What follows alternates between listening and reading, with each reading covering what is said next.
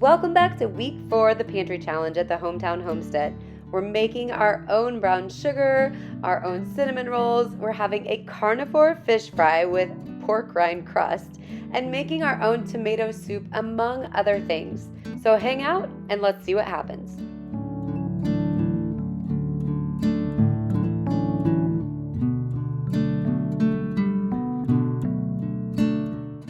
Brown sugar. When you want it, it is always dried out and nasty. And when you don't want it, it's as fresh as can be because you only needed a little bit for that last recipe. Until now. Making your own brown sugar is really simple. All you have to do is take a little molasses and a little bit of sugar and mix it together. You can do this by hand, but of course it is much easier when you're using a mixer to do it. If you want dark brown sugar, you're going to use more molasses. If you want light brown sugar, you're going to use more sugar. So this is one of those ingredients that you can make totally custom and make as much or little as you want every single time you blend it up. For us, it's going to be a big ingredient this week as my son is begging for some cinnamon rolls before his basketball game. And then we also had a couple bananas get away from us over on the counter. And once they get to a certain point around here, nobody is going to eat them. Usually we freeze them and we'll use them in smoothies or something of that sort. But the kids have been asking for some banana bread. And so since we have a new sourdough starter, I decided to go ahead and make them a sourdough banana bread. This recipe is off the Farmhouse on Boom blog, and I will leave that link down below. But what I'm doing right now is mixing up the ingredients that I want to ferment over the evening so I can make sure that the grains have had time to get nice and broken down before we move on to the bread making. As you can see, my tiny assistant is pretty convinced that she would do a much better job of blending this up than me. So she's going to jump in and try her hand at mixing this dough as well. She's telling me right now that it's her turn, but I wanted to give it a pretty good stir before I handed over the reins. I just knew she was going to have flour everywhere, and it's pretty late at this time. We're getting ready to get ready for bed, and I did not want something big to clean up. With that said, she really didn't care and decided to go ahead and jump into that flour bowl. Lucky for me, it wasn't really a big mess, so no big deal there. So the dough itself is pretty mixed at this point. I'm just going to put some saran wrap on it and go ahead and leave it out on the counter for about 6 hours so it can ferment before going ahead and placing it into the refrigerator for the rest of the night. The next morning, when you take the dough out of the refrigerator, it's pretty stiff. So it's recommended to blend it up in a mixer. Now, typically, this isn't a recipe, a banana bread, I should say, isn't a recipe that you would use a mixer for, but in this case, you do need something that's going to help to break down and knead it a little bit because you really want everything mixed together.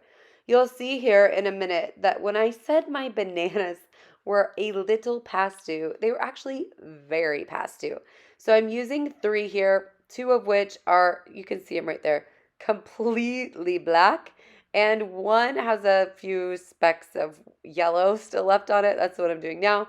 But this is a great way to use up some old bananas that really just don't even have a day left.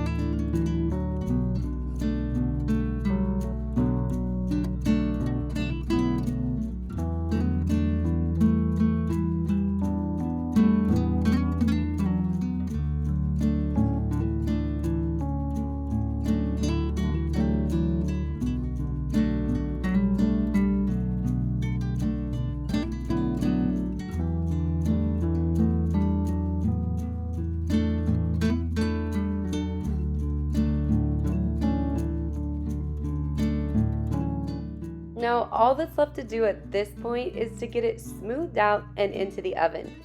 And to go with it this morning, of course, the old favorite at our house, 2 nice big huge trays of bacon. It would have been nice if I would have remembered to put the second rack in the oven before I had the bacon out, but it worked out anyway. So here is the banana bread, and it needed to cool, of course, but nobody wanted to wait. It smelled so good, and the bacon was delicious with it. It was an absolute hit. Now, this is later that same evening. My nephew was playing basketball in town, and my sons wanted to go over and watch. So I'm throwing together some quick sourdough pizzas for the girls who are going to hang out at the house instead of going to additional ball games this week. So here are the sourdough crust. This is just straight discard. There's nothing added. It's straight out of the refrigerator, cold, and I'm painting these very hot cast iron pans. I have preheated the oven to 450. Made sure that they were oiled. I usually would just throw some like olive oil or something in the bottom, but these had been treated with bacon grease last time, so you can see they're super shiny. And all you have to do is just paint the edges of the pan with a wooden spoon or spatula. This is actually a spurtle. I kind of found those by accident last year and have really loved them. So I'm polishing up the bottom here and making it nice and smooth. I'm going to go one more time around the outside edges. I'm going to do the same thing with that other pan you see behind it, but that pan is actually slightly larger. And my daughter who's getting that one is the one that loves cheese sticks, not pizza. So that's just going to be in the bottom of the pan. I'm adding some salt and some Italian seasoning, as well as a sprinkle of olive oil to the crust before putting them back in the oven to par cook for about 10 minutes before I go ahead and top them off. Now, these are great thin crust pizzas, and they go together in no time at all. The other advantage to them is that you can make them so fast that everybody can top their own. I've slid 2 or 3 back in the oven at the same time on a big sheet pan, and it works out really well for everybody to be able to do individual toppings or just whatever works well. Here I'm adding some garlic, freshly pressed. We're going to put some feta cheese and some mozzarella on this one, and it also has butter that I just poured over the top. That is what she loves for her cheese sticks. Now, again, because this crust is so thin and it's not fully cooked, adding that butter is going to make it a little bit softer, but she can roll them up and she still really likes it this way.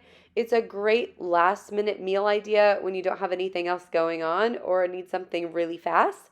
I love to do this with leftover chicken and some sun-dried tomatoes, as well as some pesto on the bottom and a drizzle of balsamic vinegar. That is one of my favorite ways that I used to do it all the time last fall. But this is what we have going on for the kids tonight. This one's just going to have pepperoni, sausage, onions, and cheese. And it's going to be perfect for the girls while we run out the door over to watch my nephew.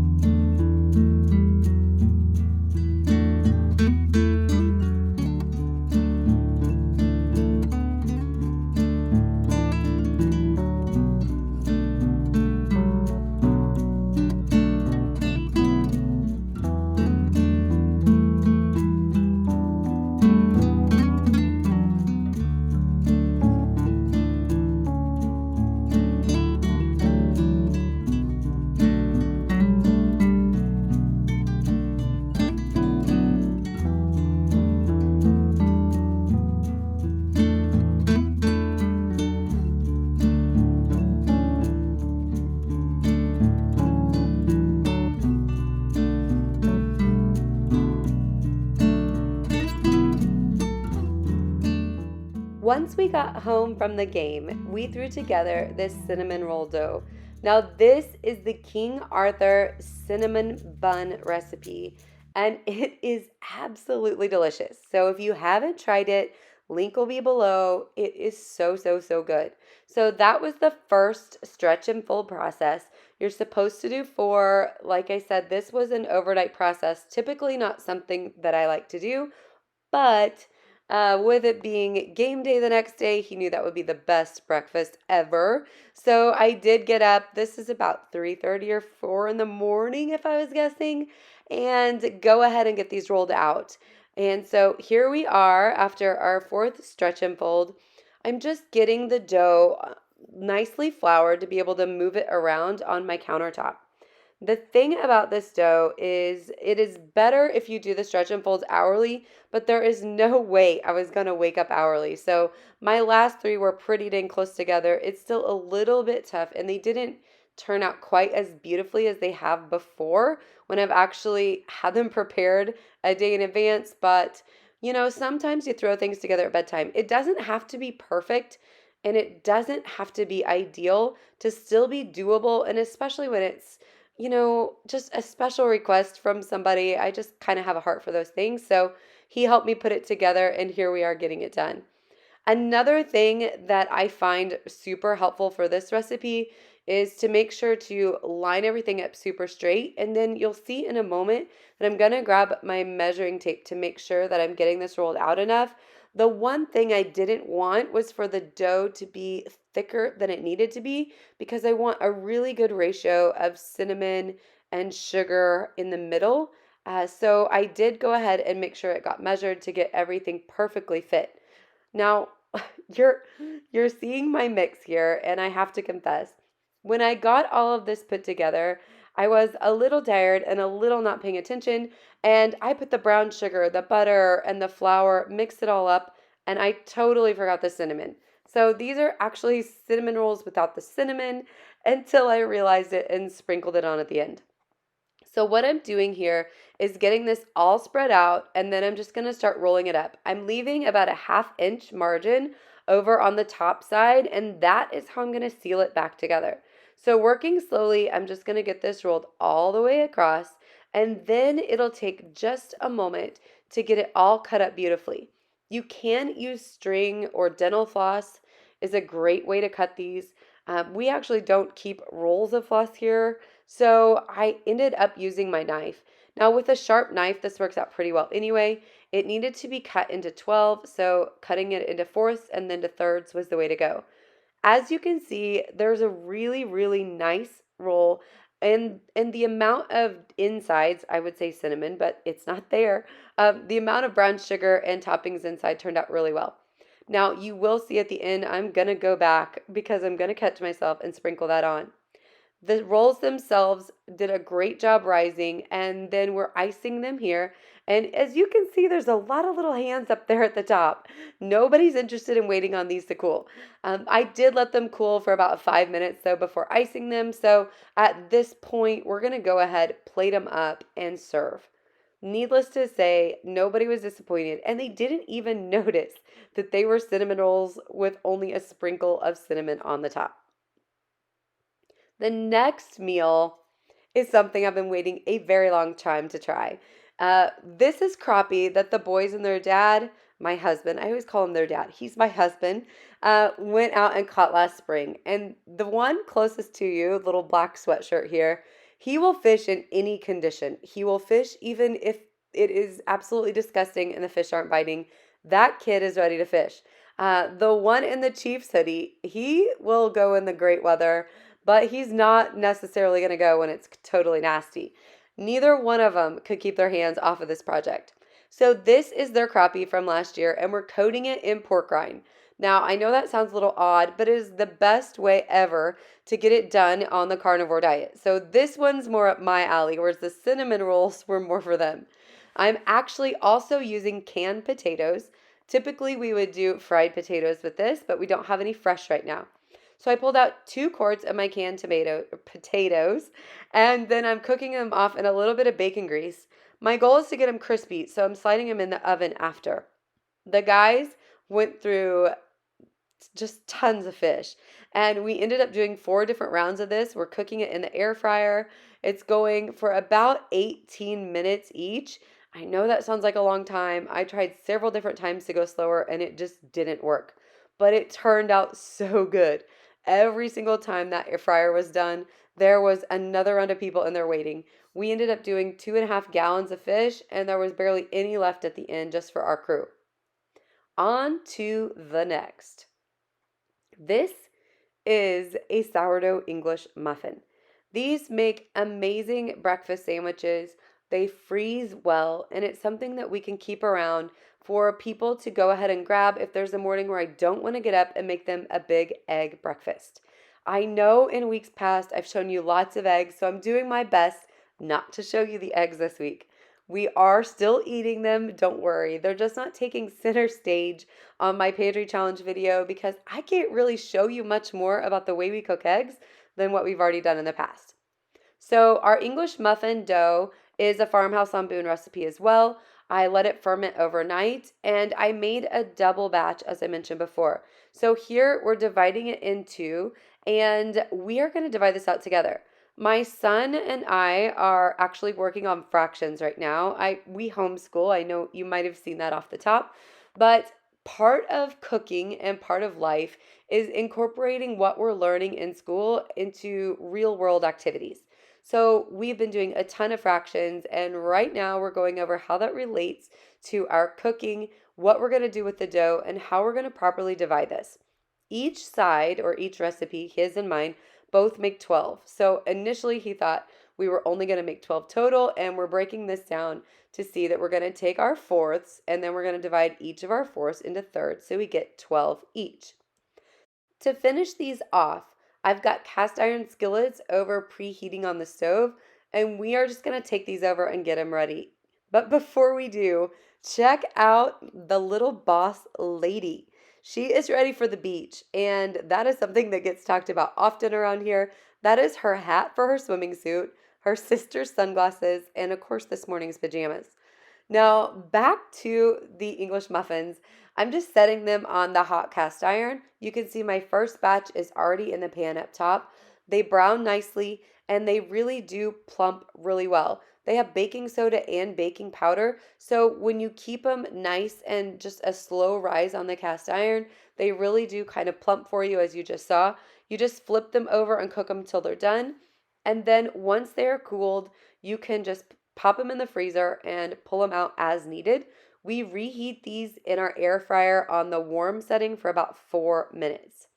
Now, tonight, this is the recipe that if I could ask my kids what they want for dinner any night of the week, this would be their all-time favorite. This is pesto made fresh from our garden this summer, and it's chicken thighs, bone in, skin on. Now, the little guy up here up top is in here telling me please to make sure and drop pesto directly on the pan. See right there, he pointed. He likes it black on the pan because he wants to come over and scrape the crunchy pesto off the pan at the end. It's his all-time favorite. He calls it his second dinner.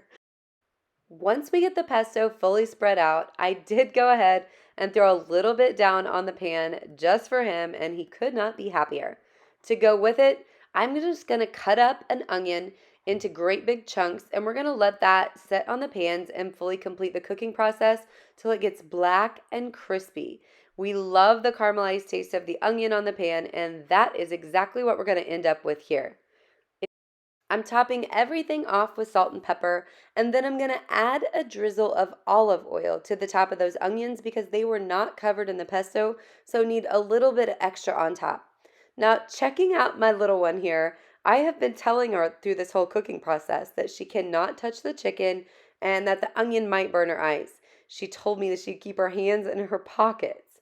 So this time watching the footage back, I'm proud to see that she did exactly what she was supposed to do while I was putting this all together. I think she learned her lesson when I told her I found her out on the footage last time. Going in with the chicken and the onions is that amazing corn that I dug down to the bottom of the freezer and found last time. We still have quite a bit left, and I wanted you to see the ice crystals here in addition to the feed sack that's back there. That's what we've been keeping the corn in the freezer all year. It is really, really that simple. So I'm placing them back on the rack. This time I did 10 ears of corn, thinking last time 8 just did not do it. Of course, this meal they didn't eat as much because they were just taking the chicken down thigh after thigh. One of my sons had 2 thighs, 2 ears of corn, and a big plate of salad. So it's hard to keep up with them. But the great news is that corn I left in the husk and it reheated super simply for the lunch the next day. What you're seeing now is a little dinner prep for the next night moving forward. I'm starting a dough for a sourdough loaf. Now, as I'm doing that, you can see I'm struggling a little bit with this bowl. Every time I use this bowl, I just ask myself why. I use it for a bread and you can see it's fluted and the dough just gets caught up in all of the edges and it's a real pain until I get it pulled together. So if you're ever in the market for mixing bowls, make sure they're smooth on the sides. These were wedding gifts and I really do love them, but I don't love them for bread at all. So pretty soon I'm going to be looking for one that is this same size that I can use for loaves just like this because this is just ridiculous. So this bread is actually going to be grilled cheese coming forward with a homemade tomato soup that we're having down the road the next night. So for now, I'm just going to wrap it up. I'm going to do a few stretch and folds throughout the evening every 30 minutes on that just until I'm ready for bed, and that will have it ready to go the next day. Now you can see the corn is coming out. Some of them are a little darker than others. I left it in longer this time, and I also turned it up a little higher because I was using the temperature that I used for the chicken. So I had it in at 425. The ends are a little dark, but check that out. That steam is just beautiful. The corn itself is awesome. And last time, my husband actually didn't eat any of the corn. He let the kiddos have it all. And so tonight was his first night trying it in quite a while. And he said, wow, this is really good. It doesn't even need butter. It's delicious. He said, really good for being, several months old. And I said, several months? Like, this isn't 2023 corn. This is 2022 corn. This corn is 18 months old and came out just as delicious as the day we put it in. So yeah, big hit on that one. Definitely do check it out. All the details, if you missed anything, are in last week's Week 3 Pantry Challenge. So again, getting this cut off the cob for the little one who is about to lose her front teeth. And then we'll be plating up the chicken to go with it as well as some salad. For myself, you'll see my plate is 2 chicken thighs, a bunch of those delicious onions, as well as a huge chunk of cream cheese. And I have to tell you, it was absolutely delicious.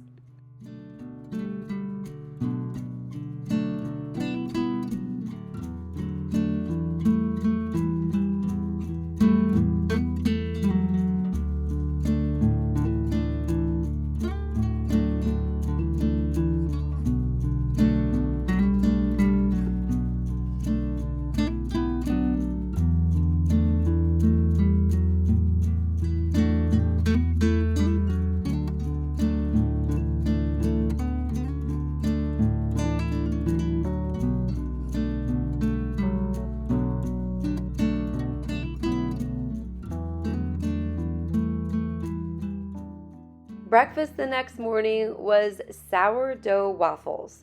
Now it was time for me to feed my starter, so this is a great way to clean out what I have in the jar and just to get going with a waffle that is going to be extra fermented and have all of the benefits that come along with that. This recipe is Farmhouse on Boone again. I go there a lot when I'm looking for something really fast. She has a ton of great discard recipes, which is what I need often. And so this one turned out to be the kids' favorite. They actually prefer it over the grits and grains recipe slightly. I think that might be because they really do like sourdough, as it's something that we've done for quite a while last year, and they just really like the taste of it.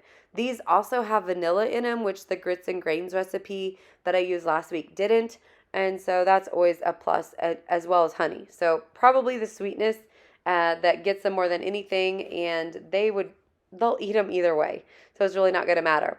The one thing that I do like about the grits and grains recipe is that I can make a big batch a lot easier. I don't have to have all of that sourdough starter ready to go in order to do it. So there's definitely a win there for each of them, depending on which way you're wanting to go. Now this is really light and fluffy. You can see all the bubbles in it there, and it's super active. So going ahead and getting it on the waffle iron. Today we're using the I want to say American waffle plate, which isn't, it's not labeled that, but it's just not the Belgian plate. So I guess it would be the regular waffle plate. These plates are, they take less of the batter itself. They create a thinner waffle, which can get a little bit crispier, and they also have more holes in them.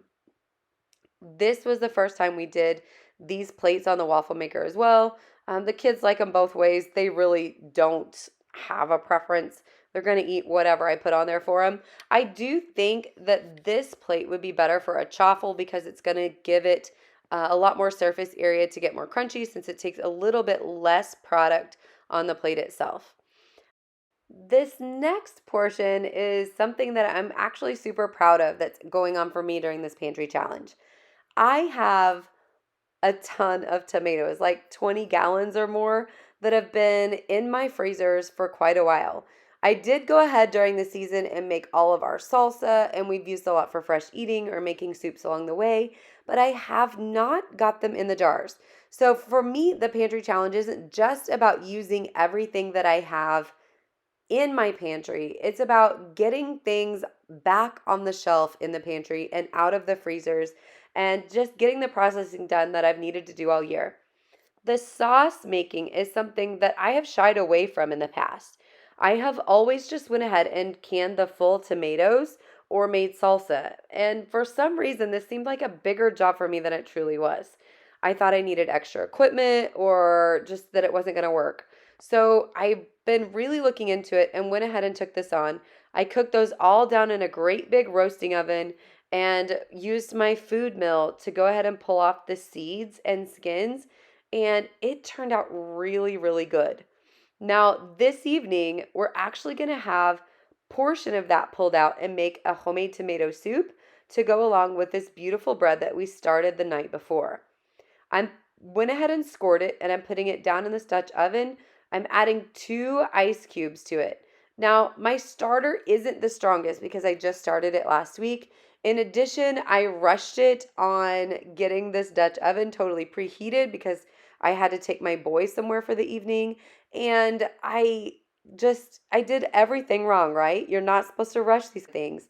But I did temp the bread and it came out just perfect. And we weren't just eating it by itself. We were trying to make it into a crusty grilled cheese sandwich. So this, even though not the most amazing loaf, still worked out well. And I just want to point that out to everybody because I know people think that sourdough's tough and there's all of these things that go into it. But often we work these projects like my sauce or even a sourdough loaf or any of the other things I've made with it along throughout the week. We work them up into our heads to be this big just challenge that we can't overcome or that is going to take a lot of work to accomplish. And that's just really not the case when you get down to it. So I want to encourage you to, pick a task, make something happen that you've been wanting to do but just haven't. The worst that can happen is it'll turn out like my mayo and you'll have to try again. But in the end, we win as long as we try. Since I made this tomato soup and the sauce that you're seeing now, I actually have finished the rest of those 20 gallons of tomatoes, and that task is now off my list. Next week, I'm going to tackle all of the soup bones that I have stored up and refill our stock. But what you've been seeing here currently is the tomato soup itself. I did go ahead and add some onion powder, some crushed cloves of garlic, as well as some seasoning, salt and pepper, and now I'm making a roux in the pan down below. It's just butter and flour. I'm whisking it together until it gets browned, and then I'm going to slowly start whisking in the soup base a little ladle at a time in order to make sure that it doesn't get clumpy or thick and nasty. I want the soup to be thickened, but I don't want it clumpy. So this is the way to ensure that that doesn't happen. The one thing I'm super excited about now that I have all of this beautiful sauce that's going to be sitting on my shelf looking at me is that I basically made my own version of the condensed soups that you can buy at the store, straight from my own fresh produce right out of the garden onto my own pantry shelves. So this is one that it's a big one for me.